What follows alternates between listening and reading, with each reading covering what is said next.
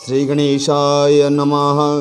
ऋषय ऊचुः सूत सूत महाभाग वदनो वदतां वर। दृढ़धन्वा कथं प्राप पुरुषोत्तम सेवनात्।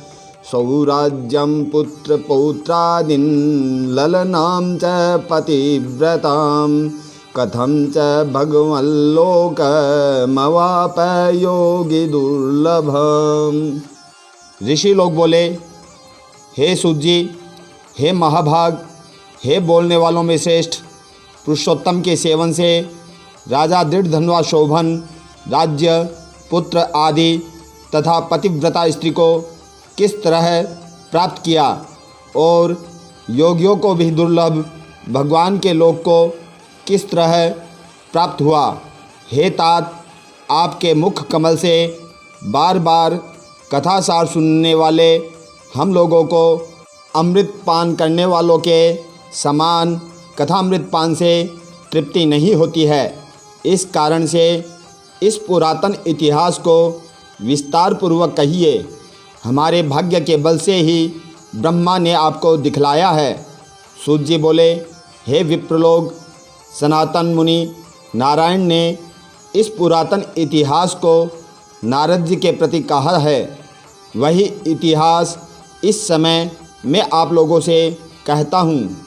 मैंने जैसा गुरु के मुख से राजा दृढ़धन्वा का पापनाशक चरित्र पढ़ा है, उसको सब मुनि श्रवण करें। श्री नारायण बोले, हे ब्रह्मन नारद, सुनिए। मैं पवित्र करने वाली गंगा के समान राजा दृढ़धन्वा की सुंदर तथा प्राचीन कथा कहूँगा। हे हय देश का रक्षक, श्रीमान, बुद्धिमान तथा सत्य प्रक्रमी चित्रधर्मा नाम का राजा हुआ, को दृढ़धन्वा नाम से प्रसिद्ध, अति तेजस्वी, सब गुणों से युक्त, सत्य बोलने वाला, धर्मात्मा और पवित्र आचरण वाला पुत्र हुआ।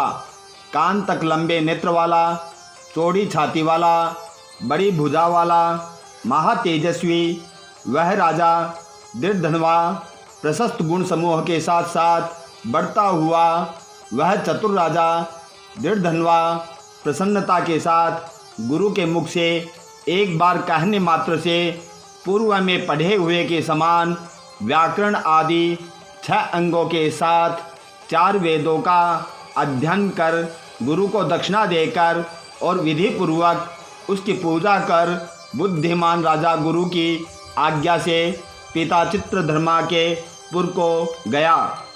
अपने नगर में वास करने वाले प्रजा वर्ग के नेत्रों को आनंदित करता हुआ जिस पुत्र को देखकर राजा चित्रधर्मा भी अत्यंत हर्ष को प्राप्त हुआ। पुत्र जवान हो, संपूर्ण धर्म को जानने वाला हो और प्रजा पालन में समर्थ हो, इससे बढ़कर सार शून्य इस संसार में क्या है, अर्थात कुछ नहीं है। अब मैं 2 भुजा वाले मुरली वंशी को धारण करने वाले, प्रसन्न मुख वाले, शांत तथा भक्तों को अभय देने वाले श्री कृष्णचंद्र की आराधना करता हूँ। जिस तरह ध्रुव, अम्बरीश, सरयाति, ययाति प्रमुख राजा और शिबी, रंतिदेव, शशबिंदु, भगीरथ, भीष्म, विदुर, दुष्यंत और भरत, पृथु, उत्तानपाद, प्रहलाद, विभीषण, ये सब राजा तथा और अन्य लोग भी अनेकों लोगों को त्याग कर इस अनित्य शरीर से पुरुषोत्तम भगवान की आराधना कर नित्य सदा रहने वाले विष्णु पद को चले गए। उसी तरह स्त्री, मकान, पुत्र आदि में स्नेहमय बंधन को छोड़कर वन में जाकर हरि का सेवन करना हमारा भी कर्तव्य है। ऐसा मन में निश्चय कर समर्थ राजा दृढ़धन्वा को राज्य का भार देकर स्वयं विरक्त हो शीघ्र पुलह ऋषि के आश्रम को चला गया। वहाँ जाकर संपूर्ण कामनाओं से निष्प्रिय हो और भोजन त्याग कर हर समय मन से श्री कृष्णचंद्र का स्मरण करता हुआ तप करने लगा। कुछ समय तक तप करके वह राजा चित्रधर्मा हरि भगवान के परम धाम को चला गया। राजा दृढ़धनवा ने अपने पिता की वैष्णवी गति को सुना। उस समय पिता के परम धाम गमन से हर्ष और वियोग होने से लोकयुक्त राजा दृढ़धनवा पितृभक्ति से विद्वानों के वचन में स्थित होकर पारलौकिक क्रिया को करता हुआ नीति शास्त्र में विशारद चतुर राजा दृढ़धनवा अत्यंत शोभित पवित्र पुष्करावर्तक नगर में राज्य करने लगा। अच्छे स्वभाव वाली विदर्भ राज की कन्या उसकी स्त्री गुणसुंदरी नाम की थी। पृथ्वी पर रूप में उसके समान दूसरी स्त्री नहीं थी। उस गुणसुंदरी ने सुंदर चतुर शुभ आचरण वाले 4 पुत्रों को उत्पन्न किया और संपूर्ण लक्षणों से युक्त चारुमती नामक कन्या को उत्पन्न किया। चित्रवाग, चित्रवाह, मणिमान और चित्रकुंडल नाम वाले ये सब बड़े मानी सूर अपने अपने नाम से पृथक विख्यात होते हुए राजा दृढ़धनवा गुणों से प्रसिद्ध, शांत, दांत, दृढ़ प्रतिज्ञ, रूपवान, गुणवान, वीर, श्रीमान, स्वभाव से सुंदर, 4 वेद और व्याकरण आदि 6 अंगों को जानने वाला, वाग्मी, वाक्चतुर, धनुर्विद्या में निपुण, अरिषड वर्ग, काम, क्रोध, लोभ, मोह, मद और मात्सर्य को जीतने वाला और शत्रु समुदाय का नाश करने वाला, क्षमा में पृथ्वी के समान, गंभीरता में समुद्र के समान, समता समव्यवहार में पितामह ब्रह्मा के समान, प्रसन्नता में शंकर के समान, एक पत्नी व्रत, एक ही स्त्री के विवाह करने का व्रत करने वाले दूसरे रामचंद्र के समान, अत्यंत उग्र पराक्रमशाली दूसरे कार्तवीर्य सहस्रार्जुन के समान।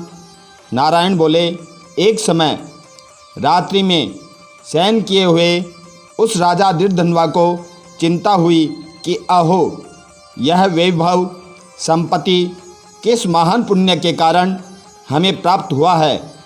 न तो मैंने तप किया, न तो दान दिया, न तो कहीं पर कुछ हवन ही किया। मैं इस भाग्योदय का कारण किससे पूछूं? इस प्रकार चिंता करते हुए राजा दृढ़धनवा की रात्रि बीत गई। प्रातःकाल ब्रह्म मुहूर्त में उठकर विधिपूर्वक स्नान कर उदय को प्राप्त सूर्य नारायण का उपस्थान कर भगवान की कला पूजा कर अर्थात देव मंदिरों में जाकर देवता की पूजन कर ब्राह्मणों को दान देकर तथा नमस्कार करके घोड़े पे सवार होकर उसके बाद शिकार खेलने की इच्छा से शीघ्र वन को गया। वहाँ पर बहुत से मृग, वराह, सिंह और गवैयों, चवरी गाय का शिकार किया। उसी समय राजा दृढ़धनवा के बाण से घायल होकर कोई मृग बाण सहित एक वन से दूसरे वन में चला गया। रुधिर गिरे हुए मार्ग से राजा भी मृग के पीछे गया, परंतु मृग कहीं झाड़ी में छिप गया और राजा उस वन में खोजता ही रह गया। पिपासा से व्याकुल उस राजा ने समुद्र के समान एक तालाब को देखा। वहाँ जल्दी से जाकर और पानी पीकर तीर पर चला आया। वहाँ घनी छाया वाले एक विशाल वट वृक्ष को देखा। उस वृक्ष की जटा में घोड़े को बांधकर राजा वहीं बैठ गया। उसी समय वहाँ पर कोई एक परम सुंदर सुग्गा राजा को मोहित करने वाली तुलना रहित मनुष्यवाणी को बोलता हुआ आया। केवल राजा को बैठे देख उसको संबोधित करता हुआ एक ही श्लोक बार बार पढ़ने लगा कि इस पृथ्वी पर विद्यमान अतुल सुख को देखकर तू तत्व आत्मा का चिंतन नहीं करता है तो इस संसार के पार को कैसे जाएगा। बार बार इस श्लोक को राजा दृढ़धनवा के सामने पढ़ने लगा। राजा उसके वचन को सुनकर प्रसन्न हुआ और उस पर मोहित हो गया कि इस सुख पक्षी ने दुख से न जानने योग्य सार भरे हुए नारिकेल फल के समान अगम्य एक ही श्लोक को बार बार पढ़ते हुए क्या कहा। क्या यह कृष्ण द्वैपायन वेदव्यास के श्रेष्ठ पुत्र सुखदेव जी तो नहीं है जो कि श्री कृष्णचंद्र के सेवक मुझको मूढ़ और संसार सागर में डूबा हुआ देखकर राजा परीक्षित के समान कृपा कर उद्धार करने की इच्छा से मेरे पास आए हैं। इस तरह चिंता करते हुए राजा दृढ़धनवा की सेना समीप आ गई। सुख पक्षी राजा को उपदेश देकर स्वयं अंतर्धान अलक्षित हो गया।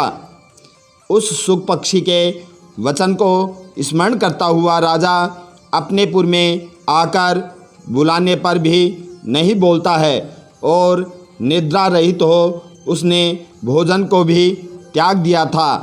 तब एकांत में उसकी रानी ने आकर राजा से पूछा। गुणसुंदरी बोली, हे पुरुषों में श्रेष्ठ, यह मन में मलिनता क्यों हुई।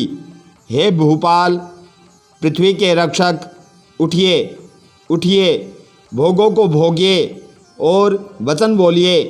देवताओं से भी दुख से जानने योग्य उस सुख पक्षी के सत्य वचन का स्मरण करता हुआ रानी गुणसुंदरी के प्रार्थना करने पर भी राजा दृढ़धनवा कुछ नहीं बोलता। के दुख से अत्यंत पीड़ित वह रानी भी दीर्घ श्वास लेकर अपने स्वामी की चिंता के उत्कट कारण को भी नहीं जान सकी।